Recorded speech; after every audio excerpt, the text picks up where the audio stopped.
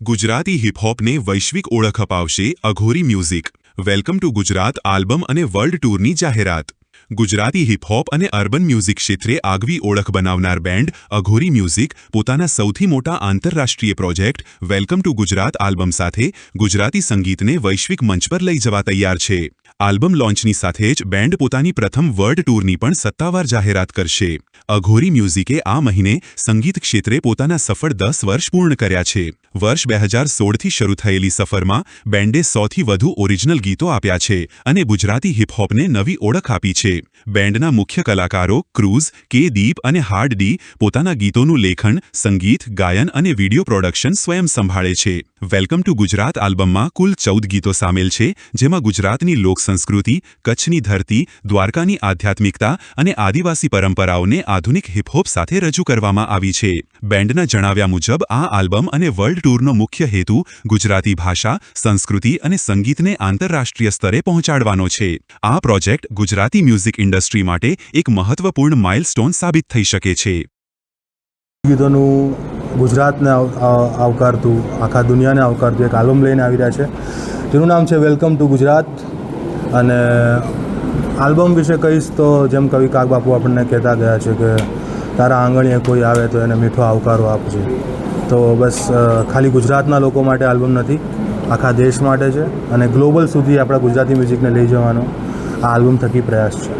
કેટલા ગીતો છે અને ખાસ એની ખાસિયત શું છે? આલ્બમમાં ટોટલ 14 ગીતો છે અને ખાસિયત કહી શકાય કે દરેક ગીતની પોતાની એક આગવી ઓળખ છે, અલગ સંગીત છે અને અલગ સ્ટોરી છે. યસ. લોન્ચિંગ ક્યારે છે અને કેવી રીતે કરવાનું? ઓગસ્ટમાં લોન્ચિંગ છે, પણ ડેટ સ્ટીલ ફિક્સ નથી, કેમ કે we are still figuring out કે ક્યારે બેસ્ટ ટાઈમ રહેશે આલ્બમ તમને પીરસવાનું. આમાં આલ્બમની બે કરી તમને ગમતું જે ગીત હોય એ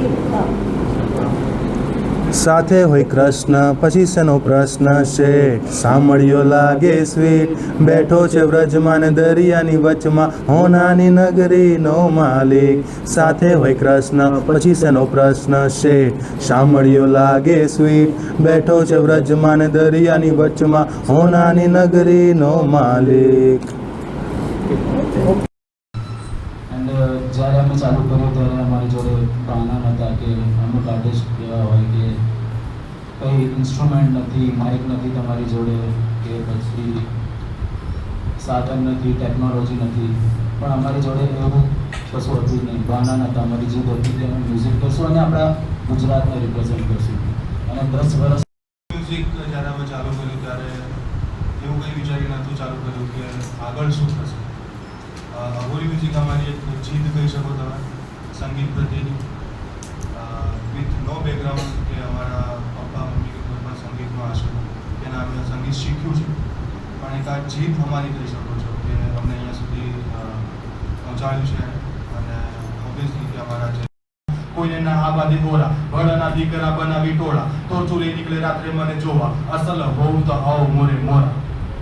જો અસલ જ જોવા હોય તો એમને ભાઈ આમે છાતીએ જઈને જોવું પડે સીને. તો that is the track cold હું. પછી અમે ગીત લઈને આવી રહ્યા છે જેનું નામ છે સાથે છે કૃષ્ણ તો શેનો પ્રશ્ન.